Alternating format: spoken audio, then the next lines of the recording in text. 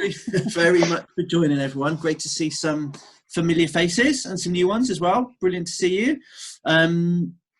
So, because we've got a Martin special today, Martin and I have had a bit of a chat beforehand. So we're going to keep it as an open forum. Martin's going to be talking about signposting. That's the key subject matter. But Martin, you can kind of verify on the level of this, but feel free to kind of interact and ask questions as we go along, and let's keep it kind of an open forum so we can fire through, because otherwise you're going to have Martin talking for quite a lengthy time. I know you might forget a pertinent question that arose during that period of time. Does that make sense? Hopefully.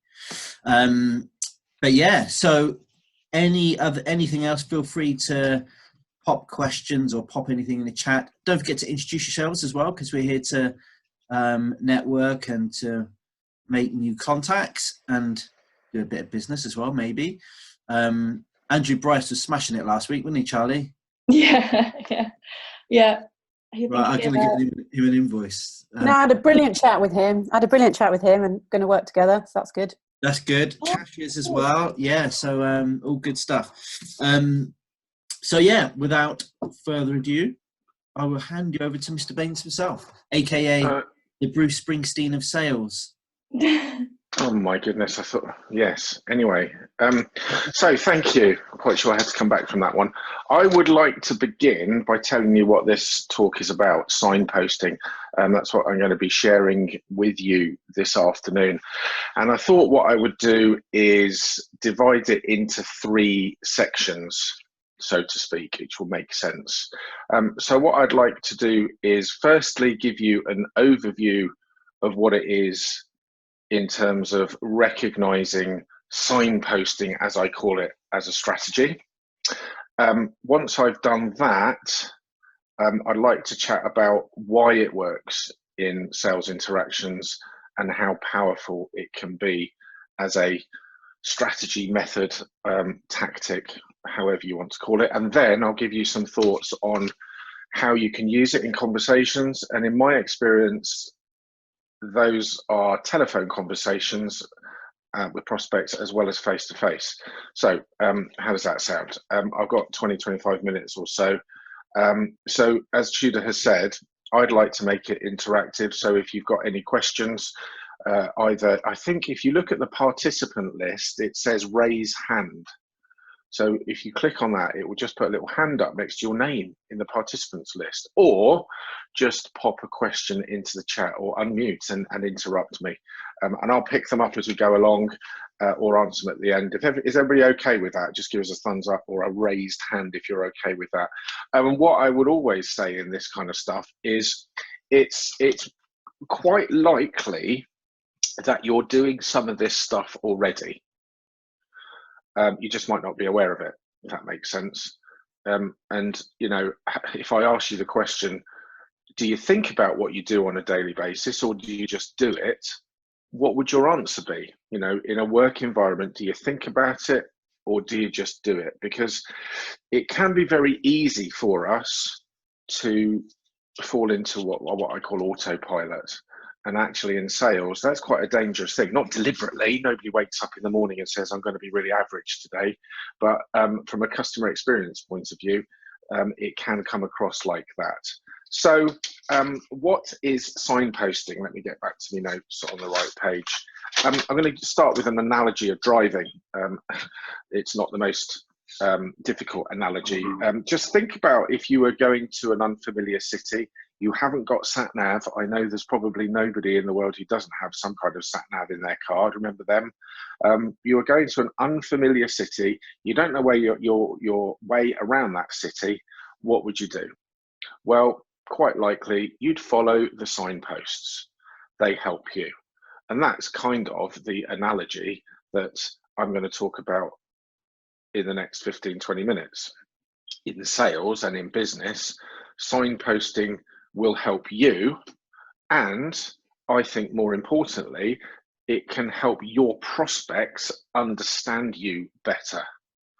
So signposting is a strategy, and you might call it setting an agenda. You might call it orientation. I call it signposting. It keeps conversations moving. It's also a strategy for making or getting the most from every single conversation that you can, and maintaining control of the conversation. And I say that with a bit of a caveat around it, because that's not maintaining control in any kind of manipulative way, because, you know, that's just not the way we do things.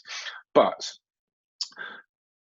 think of yourselves, have you ever had conversations with prospects that go on for weeks and weeks and weeks, and you really struggle sometimes to know how much progress is being made? Has that ever happened? You're just like, what's going on with this? I'm sure it's happened to all of us. How does that make you feel? And if you report into someone, if I'm your manager, how does that make me feel? Oh my goodness, what's going on with this lead? What's going on with that lead? So signposting is something that, as I said, can help you keep control. Bear in mind that if I am your prospect and I'm looking for a product or service that you supply, as part of my buying process, after I've recognise that I've got a problem, a want, or a need, I'll do some research, quite a lot of research. After I've done that research, it funnels down my choices. And generally, what people find is, and you probably do it as well, when you're making a major purchase, you'll narrow your choice down to 2 or 3. So think about your prospects. They're going through this journey with 1 or 2 other of your competitors as well. So this is a strategy that will really, I think, help you differentiate yourself from your competitors. How many of you, show of hands or a nod or a wave, how many of you have a defined sales process in your business that you work to?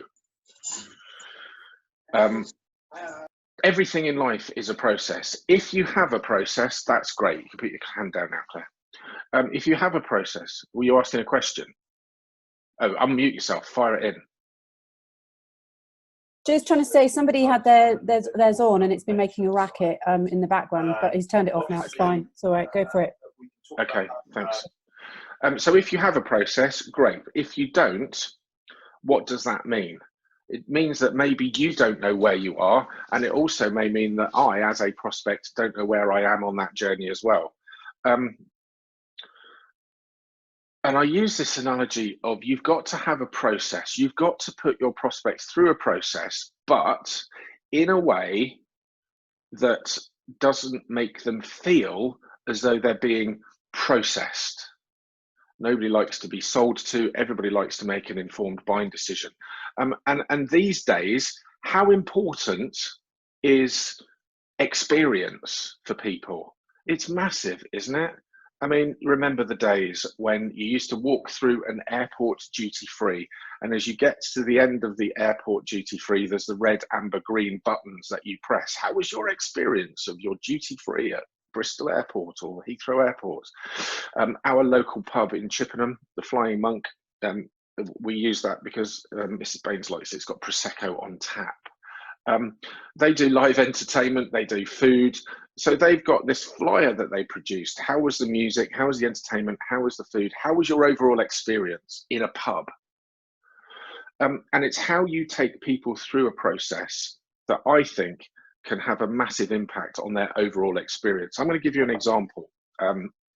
These folk, here you go. If anybody is an iPhone or an Apple person, has anybody used Apple products, has been into an Apple store? How is your experience in an Apple store, generally speaking? Good? Okay? Do you feel that you are processed at all in an Apple store? Some do, some don't. I'm not going to share it, but I'm just going to refer. Apple, in Apple world, is their process.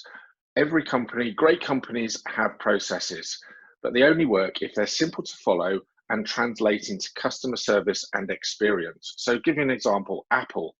That you are processed within an inch of your life in an Apple store, but generally speaking, it doesn't feel like you're being processed. You can go in, you can play with the products. They have a handover area. They have at the back of the store where you have issues, and that whole approach, and that's the first stage of the Apple process, approach. The A, approach customers with a personalised warm welcome, probe politely to understand all the customer's needs, present a solution for the customer to take home today, listen and resolve any issues, and end with a fond farewell and invitation to return.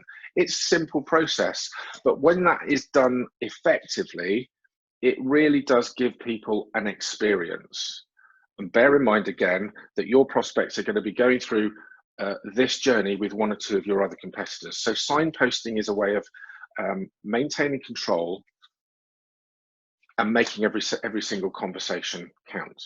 So that's the what. Why does it work? Okay, a couple of perspectives. From our perspective in sales, it allows you to focus on what is happening right now at that point in the conversation.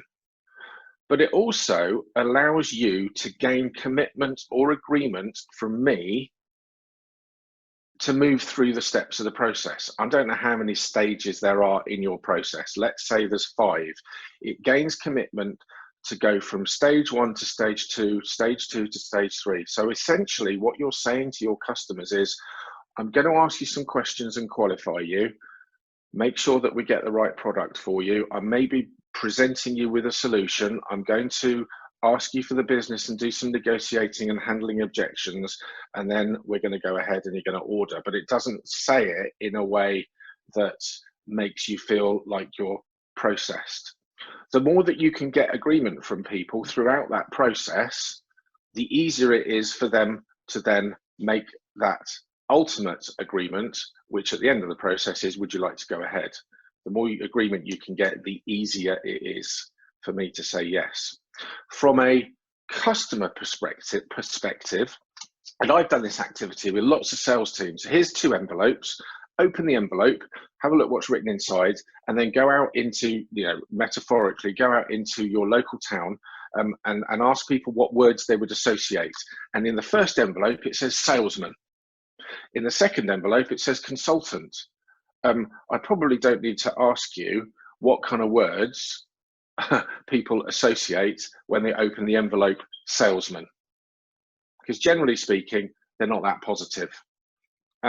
Consultant is a different matter, because a consultant, generally people perceive them as being advisors and they help you. And this is where you can really differentiate yourself from your competition.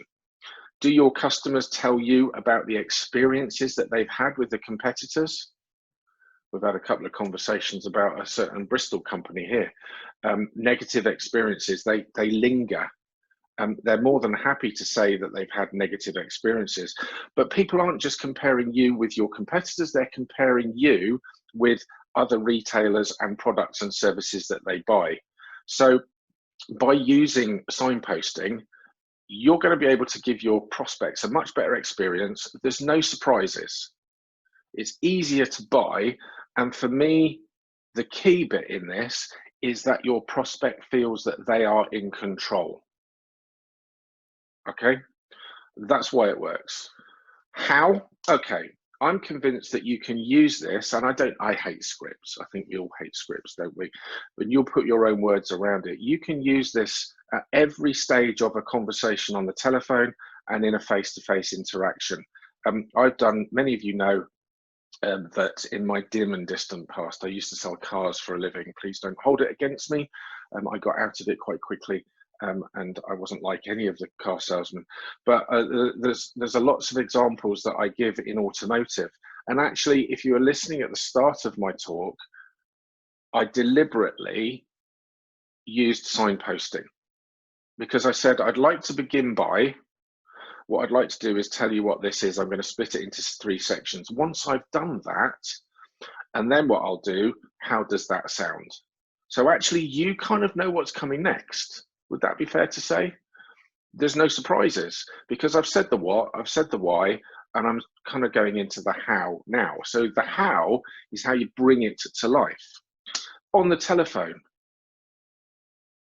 explain what's coming next. Generally speaking, from a telephone conversation, an inquiry or a prospecting call, we want to turn it into an appointment. So what I'd like to do, Mr. Customer, is suggest that we turn this telephone conversation into a face-to-face meeting. We may not be right for each other, and that's okay. If you're not happy to go ahead, then that's fine. Please say no. Keep your prospect in control, thinking that they are in control of the conversation. So whichever stages of the process it is, be it from a telephone call to an appointment, signpost them. This is what I'd like to happen. We'll have a conversation, and then what I'd like to suggest is that we book time in the diary for us to get together and have a half an hour or 45-minute conversation. How does that sound? If you're getting your customer to say, yeah, that sounds fine, then there's no surprises. And I'm sure it's happened to you. I know it's happened to me. You go through the process, half an hour or so, whatever it may be, and then the customer goes, oh, I haven't got time to do this. And you're like, oh my God, why didn't you tell me? So, well, you didn't ask. How much time have you got this morning? Are you okay with half an hour? Charlotte's nodding. Yes, I am okay with half an hour. I've now got that, and I'm committed to going through your process with you.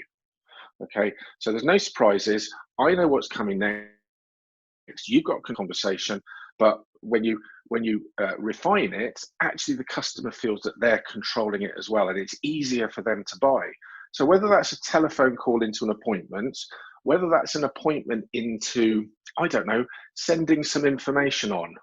Yes, I'd be happy to send some information on, but before I do that, would you tell me what you're going to do with that information before I send it? Try and get some confirmation from me, because then that will, I'm going to try and smile at Tudors.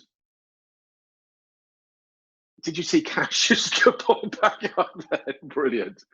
Try and get as much confirmation from me as early as you possibly can. Once you've done that follow-up, what I'd like to do is suggest that we do this, the next steps, and a proposal. If you send proposals, what I'd like to do is ensure that when we've done that proposal, we're in a position to go ahead. How does that sound? So you're always seeking confirmation from your prospects. Does that make sense?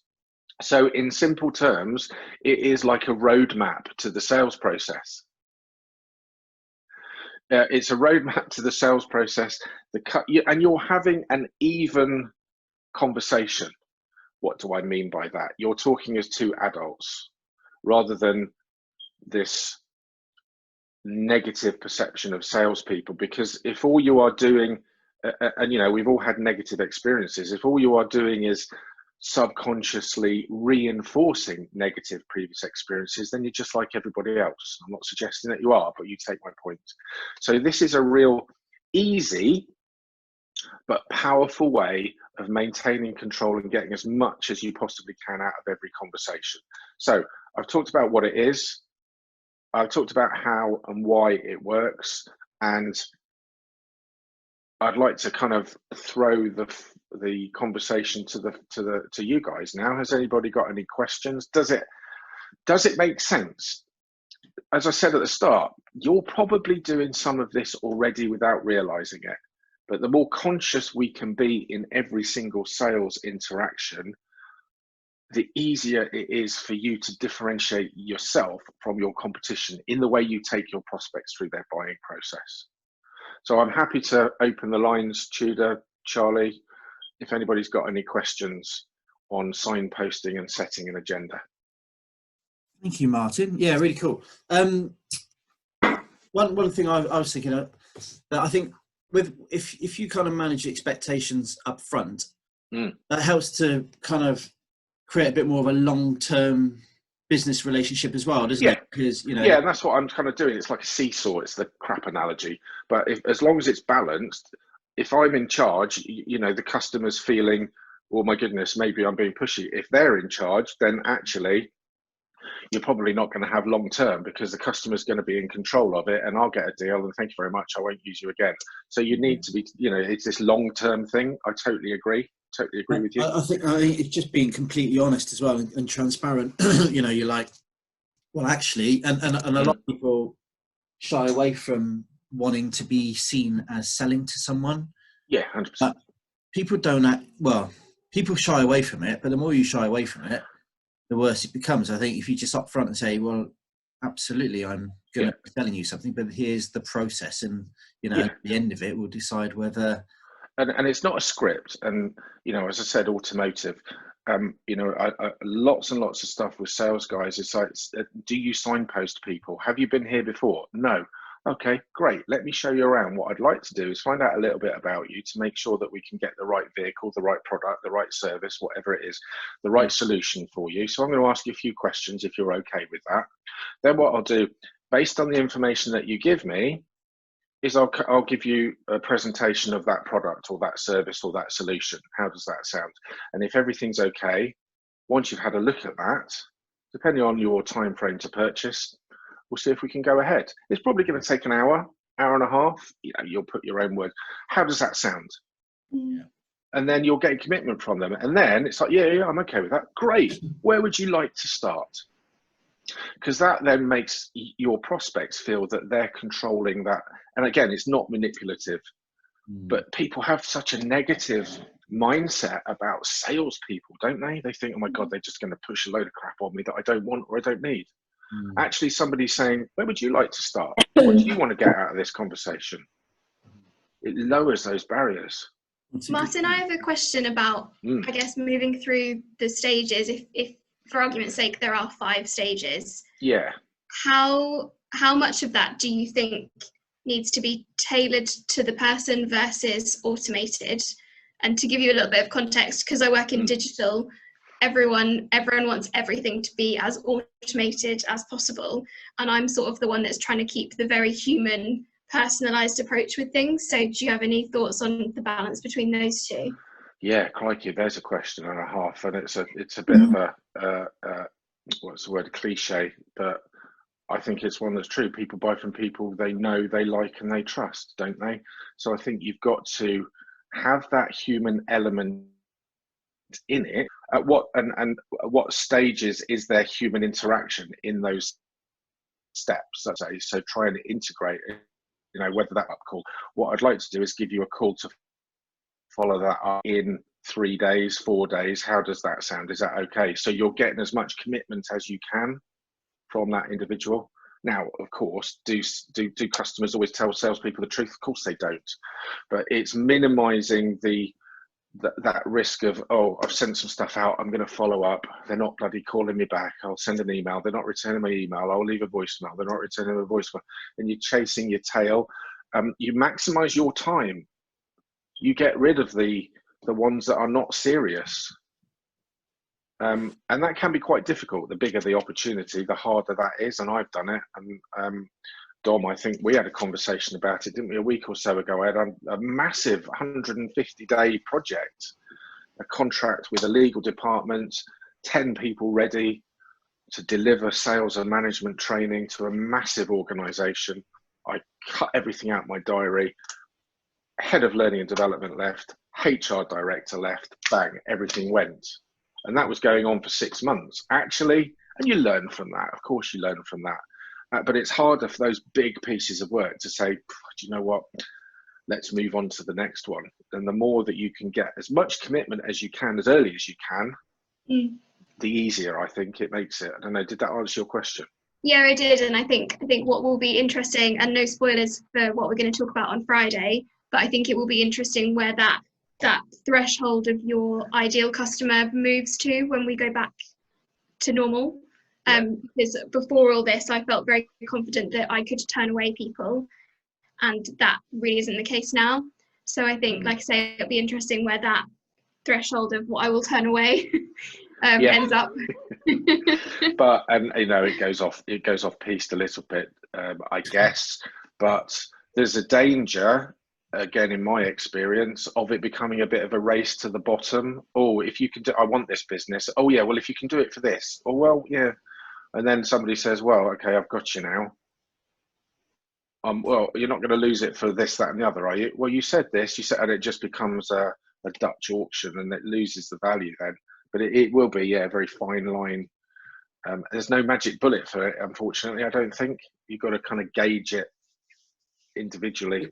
There's a big danger of that happening right now, isn't there? You know, I mean, it's great that everyone's helping each other and offering what they can for free, which is brilliant. But there's or negotiating a good price, you know, to help out. But then when we do start to come out of this, a lot of clients are going to go, hang on a minute, I don't feel comfortable going back up to the usual price or the usual process or whatever, you know. So I think it is a matter of managing those expectations. Somewhere, okay, you know, we're going to a negotiation discussion now. Somewhere is from the maximum I'm willing to pay to the my target price as a buyer, that scale, and as a seller, that's my full list price, so to speak, and that's the most I can sell it for whilst making profit. Somewhere in there, there's got to be a win-win. But I think a lot of the time we try and seek victory over customers, and customers definitely try and seek victory over us. And some of it's a bit of sport. But yeah, you know, don't ever sell yourself short, because as soon as you give a discount, somebody go home and go, shit, I should have asked for a bit more then. Yeah. I wonder what the last person got. And then actually, does that have a longer term impact on the trust issues? So this is the quote that we gave our last customer. It will be the quote that we give our next customer, because we like to be transparent in our solutions.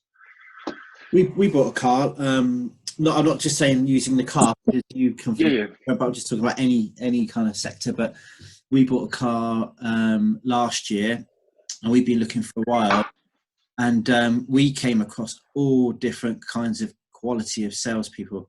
And it's not just the car industry, but 99.9% of those people were not just below average; they were terrible, like crap. And we just came across one guy, and he was like, "You know, we've been looking. We had like car buying fatigue. We just couldn't find a decent car or anyone who could just give us like the information that we need. It was just like horrific. It was really interesting." And how often do we as consumers buy stuff despite the salesperson, not because of the salesperson? Because we actually need that. But you know, would you ever go back to any of those retailers again? Quite probably not. No, yeah, and we had a bit of a curveball, because we ended up buying a Seat, and I'd never even considered one of those before, and I was like, oh, not sure about that. And but the guy was brilliant. He managed our expectations. He sat us down. He had plenty of time for us to talk to through a process. He was really, you could tell he was signposting. Rigid. Yeah, he was really rigid in his process and highly trained. And probably one of mine. I'm joking. But it's, you know, and there's, I don't think there's any harm whatsoever in asking a prospect. I don't know where else who else you've spoken to. How was your experience when you spoke to X, Y, and Z? Because if it's shit, they'll tell you. And actually, I hate the question on a scale of 1 to 10. Do you think this is the right? But on a scale of 1 to 10, how was your experience with them down the road? If you ask it then, and they say it's a 6 or a 7, what would have made that experience a 10? Then you know what you need to do to fill the gap from a 6 that they've had down there to a 10 with you, if that makes sense.